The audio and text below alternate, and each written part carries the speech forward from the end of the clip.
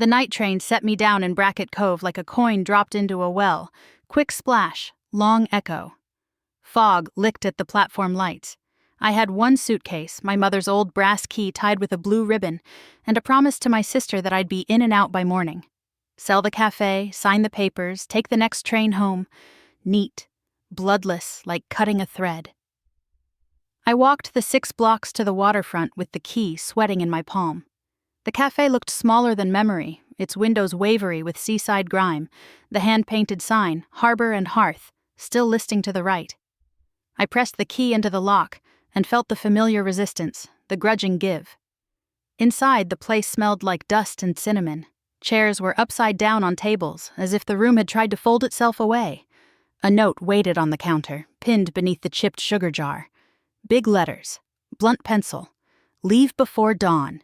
This place isn't yours. My first thought was Nora, my sister's dramatic streak splashing red. But the handwriting was too blocky, too practical. Nora dotted her eyes with maddening circles. I pulled out my phone to call her and saw a text time-stamped 2 hours earlier. Running late. Don't wait up. We'll meet 9 a.m. with Victor. Please, Lena, don't poke the hive. The hive had always been this town. Everybody knows everything, and still they sting. I took the note, folded it into a small hard square, and slid it into my pocket. On habit, I moved through the cafe, switching on the pendant lights, testing the tap, opening the register that had stuck since 04. The drawer refused me, then surrendered with a sigh.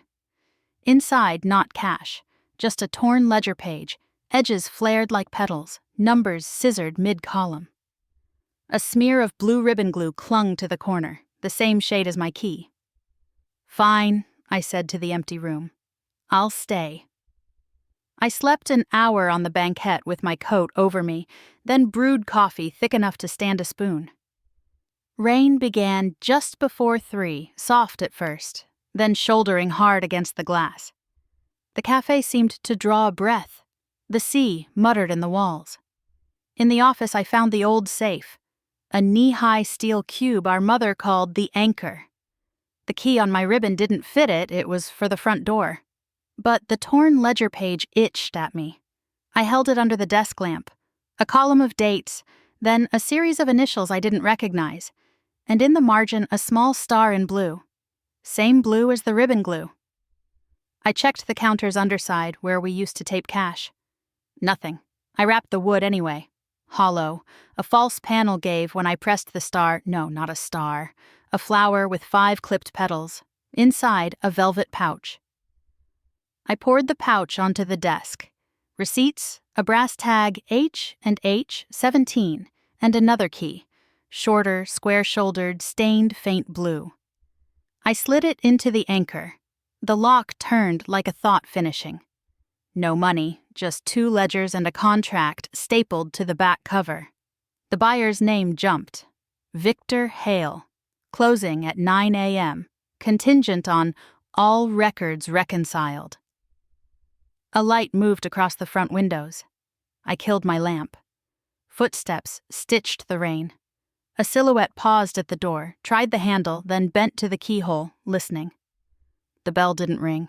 Whoever it was had their own key. I held my breath until the light withdrew. Morning would come fast. Dawn thinned the rain to mist. By 6, I was at the marina with the brass tag and coffee. Dock box 17 had the same 5-petal flower near the latch. The square-shouldered key fit. Inside, a twin ledger, a cash envelope, and carbon slips for delivery fees to Front Street shops. Each line had the initials from the torn page. At the top, VH. At 9, Nora arrived. Victor Hale followed. "Ready to close?" he asked. I set the ledgers down. "Only if we reconcile." He smiled. "Your mother, rest her, kept eccentric books." "She kept truth and theater apart," I said, touching the blue smears that marked real totals. "You kept the difference." His hand moved toward the paper. I tipped the cash onto the counter. Nora flinched. "Lena, please." "I saw you here last night," I told Victor. "Your own key. Walk away and I won't make this public, or sign this." From my bag, an agreement I'd typed at dawn. Sale voided, debt canceled, restitution to Harbor and Hearth. He laughed, then saw I wasn't bluffing. The brass tag rang the register bell when I set it down. He signed. By noon the lights were warm, chairs down, windows open to salt.